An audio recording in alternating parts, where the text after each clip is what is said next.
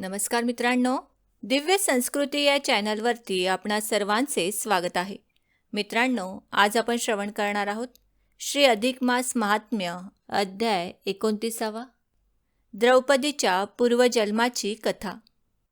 श्री गणेशाय नमः, श्री सरस्वते नमः, श्री कुलदेवताय नमः, श्री गुरुभ्यो नमः, श्री पुरुषोत्तमाय नमः. अधिक मास हा 3 वर्षांनी एकदा येतो. त्या वर्षात हा 13वा महिना धोंडा म्हणून मानला जातो. या मलमासात मंगलकार्ये वर्ज्य असून पुण्यकृत्ये करावीत. या महिन्यात स्नान, दान, उपवास वगैरे व्रते केल्याने मोक्ष मिळतो असे सांगितले आहे. या अधिक मासाला तुच्छ मानले आणि पुरुषोत्तम भगवान यांचा अवमान केला तर त्या माणसाला कसे दुःख प्राप्त होते या संबंधी द्रौपदीच्या त्या पूर्वजन्मातील अपराधाची कथा स्वतः भगवान श्रीकृष्णाने पांडवांना सांगितली. ती कथा या अध्यायात दिली आहे. श्रोत्यांनी सावधान होऊन ती ऐकावी. काम्यक्य नावाच्या वनात पांडव राहत होते. एके दिवशी द्वारकाधीश श्रीकृष्ण त्यांच्या भेटीला आले. पांडवांनी आनंदाने त्यांचे स्वागत केले. राजपद सोडून पांडवांना वनवास भोगावा लागला. त्यांची ती दशा पाहून श्रीकृष्ण उदास झाले. धर्मराज म्हणाले, कृष्णा, आज तू आमच्या भेटीला इथे आलास. आम्हा सर्वांना आनंद झाला. पण काय रे कृष्णा, आमची ही वनवासातील दुःख तुला पाहतात का? अर्जुनाने असा प्रश्न केला.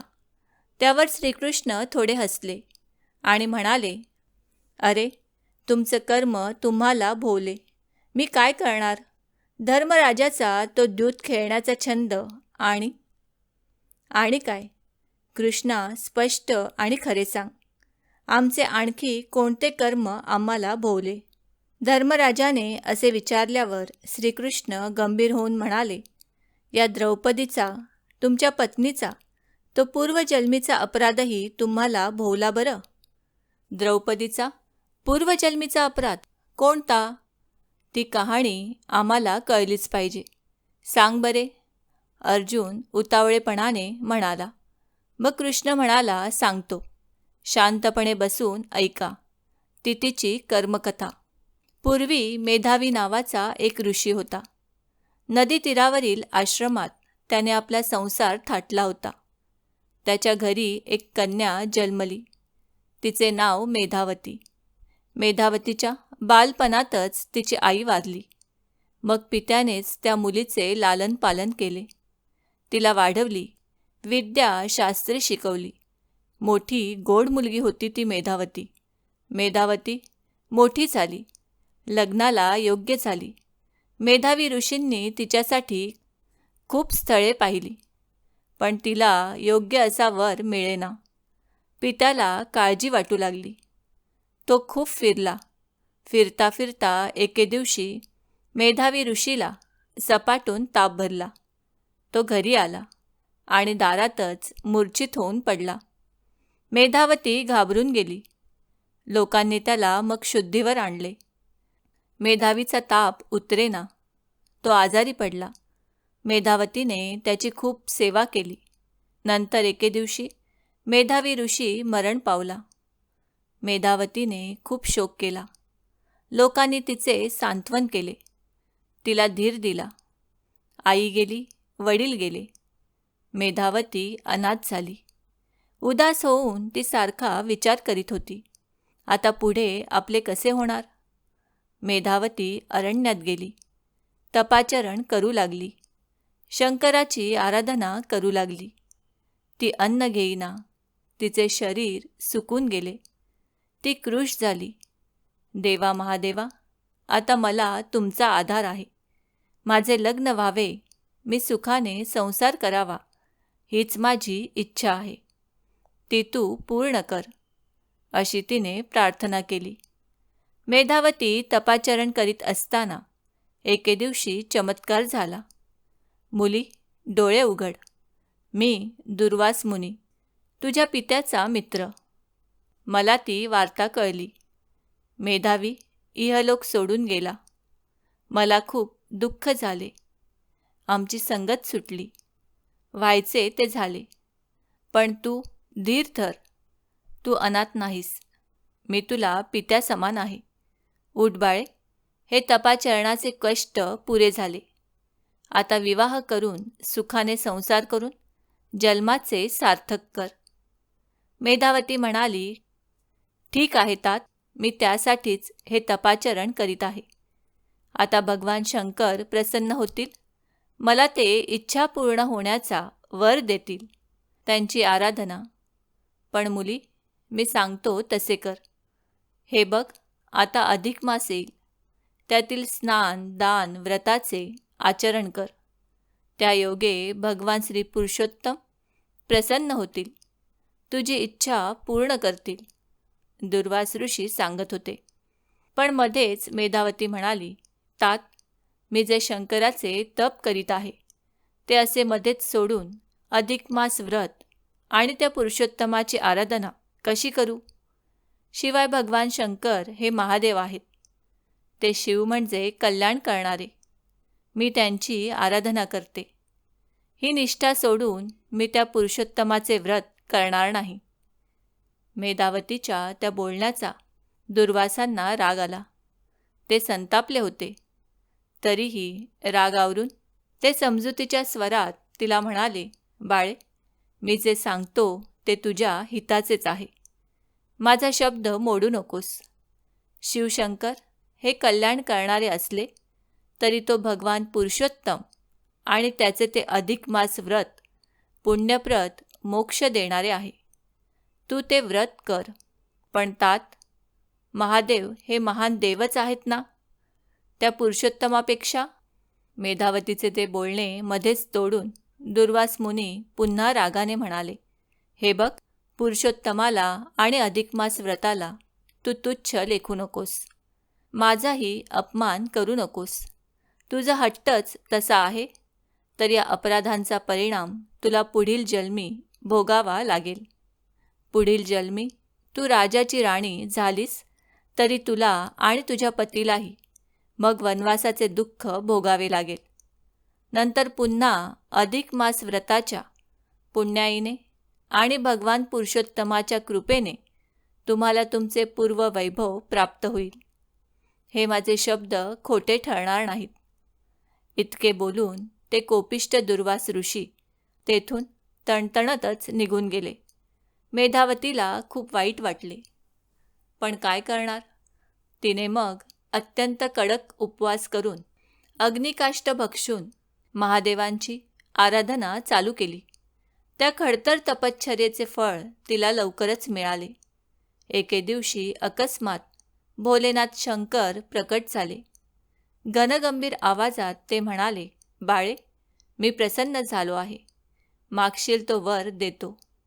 मेधावतीची ती मागणी ऐकून भोलेनाथ हसून म्हणाले, मुली, मी तुला तसाच वर देतो. तू 5 वेळा पती मागितलास म्हणून पुढील जन्मी तू 5 पतींची पत्नी होशील. तुझ्या दैवी जे आहे तेच घडून येईल. आणि हो, आणखीही ऐकून घे. तू अधिक मास व्रताला आणि पुरुषोत्तमाला तुच्छ मानलेस. दुर्वास ऋषींचा अवमान केलास. त्या अपराधाचेही फळ तुला भोगावे लागेलच. तू पुढील जन्मी 5 पतींची राणी होशील आणि राणीपद मिळूनसुद्धा त्या पतींसह तुला वनवासाचे दुःख भोगावे लागेल. इतके सांगून तो पंचानन श्रीशंकर गुप्त झाला.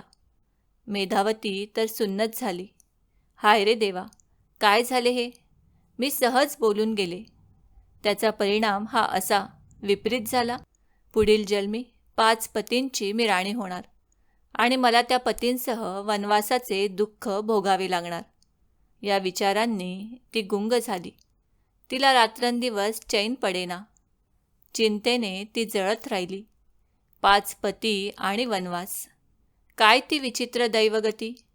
सततच्या त्या धसक्याने ती हळूहळू क्षीण झाली आणि शेवटी तिचा आत्मा कुडीतून निघून गेला. ती मरण पावली आणि मग पुढील जन्मी तिचा तो आत्मा द्रुपद राजाच्या यज्ञकुंडातून बालिका रूपाने प्रकट झाला. पांचाळ देशाचा द्रुपद राजा त्याने एकदा महायज्ञ केला. त्या यज्ञकुंडातून अचानक एक बालिका प्रकट झाली. तिचे नाव याज्ञसेनी असे ठेवले. द्रुपराजाची ती कन्या द्रौपदी. द्रौपदीच्या स्वयंवरात अर्जुनाने पण जिंकला. द्रौपदीने त्याला वरमाला घातली. घरी आल्यावर कुंतीच्या आज्ञेने ती द्रौपदी 5 पांडवांची पत्नी बनली. तिची अशी वाटणी झाली. श्री शंकराचे वरदान सत्य झाले. पुढे पांडवांना राज्य सोडून वनवासात जावे लागले. पतीबरोबर द्रौपदीलाही तो वनवास भोगणे प्राप्त झाले. दुर्वास ऋषींचा शाप खरा ठरला.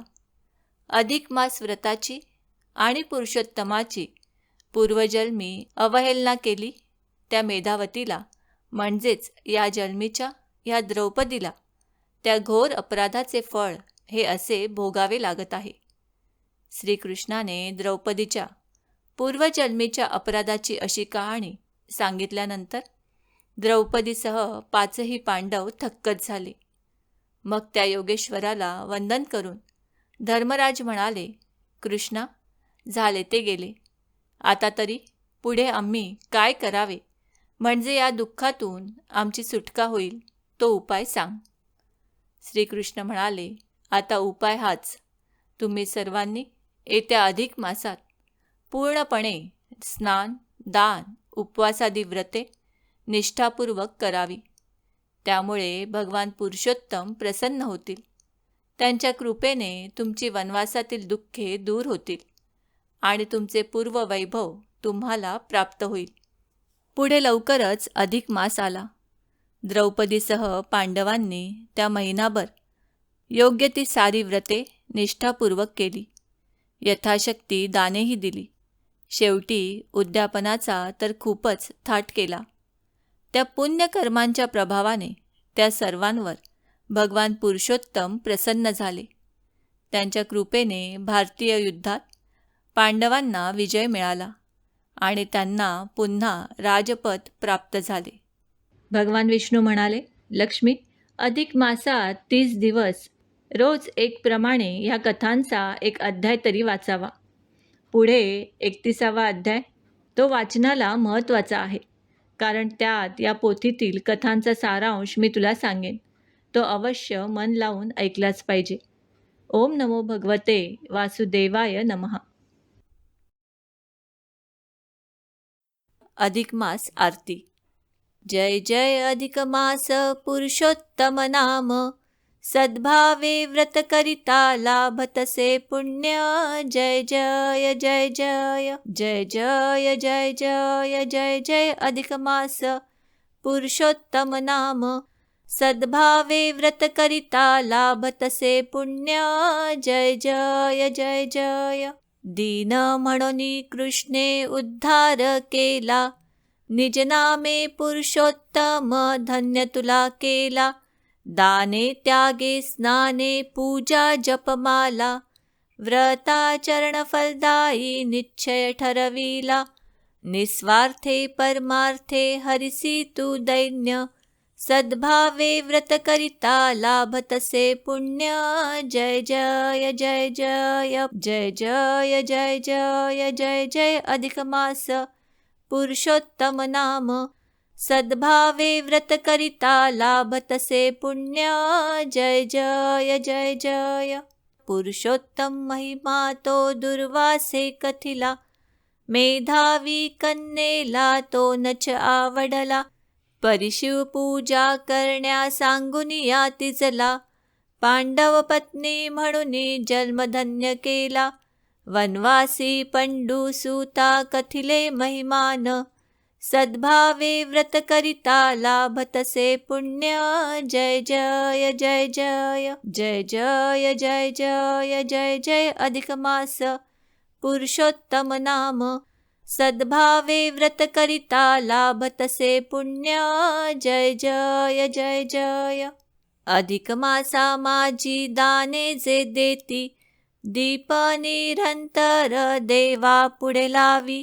राधा कृष्णांची ही पूजा जे करीती, अथवा उपवासा मास भरी धरिती. अनारसे 33 जामाता दान, सद्भावे व्रत करिता लाभतसे पुण्य. जय जय जय जय जय जय जय जय जय जय अधिक मास पुरुषोत्तम नाम, सद्भावे व्रत करिता लाभतसे पुण्य. जय जय जय जय. दृढ धन्व्याला पोपट करितो उपदेश, गत जन्मीची सांगे पुण्या इत्यास. अधिक मासी घडता स्नाने उपवास, पुनरुज्जीवन लाभे मृत तत्पुत्रास.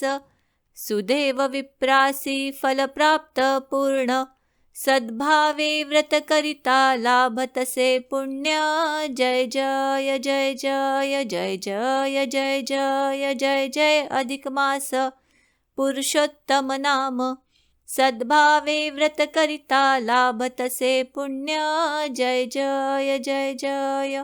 राणी मणिग्रीवा ते उग्रदेव बोले, पुरुषोत्तम मासाते व्रत त्या सांगितले. त्याला पुढच्या जन्मी सुख प्राप्त झाले, चित्रबाहू म्हणून या वैभव भोगियले. सहज जरी व्रत घडले तारी होई धन्य, सद्भावे व्रत करिता लाभतसे पुण्य.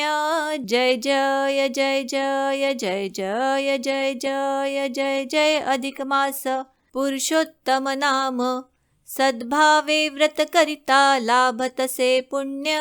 जय जय जय जय. कदर्यु आख्यान नारायण कथिती, दुर्गती होऊनिया प्राप्त पुण्यांती. वानर जन्मातूनी स्वर्गाची प्राप्ती, मास उपवासे तया होईती. कथा पुराणामधल्या कित्येक अज्ञ, सद्भावे व्रत करिता लाभतसे पुण्य. जय जय जय जय जय जय जय जय जय जय अधिक मास पुरुषोत्तम नाम, सद्भावे व्रत करिता लाभतसे पुण्य. जय जय जय जय जय जय जय जय जय जय.